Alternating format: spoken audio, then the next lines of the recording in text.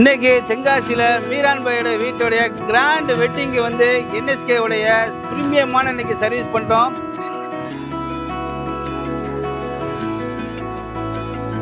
என்னெல்லாம் பண்ணுறோம்னா நம்மளுடைய ஸ்பெஷல் மட்டன் பிரியாணி, மட்டன் சுக்கா, சிக்கன் லெக் பீஸு, தால்ச்சா, எண்ணெய் கத்திரிக்காய், அடை பாயாசம், பிரெட் அல்வா, இது போக நிறைய ஸ்டால்ஸ் போட்டிருக்கோம். விஐபிக்கு தனியாக வச்சுருக்கோம். இது எல்லாமே பண்ணுறோம், வாங்க பார்ப்போம்.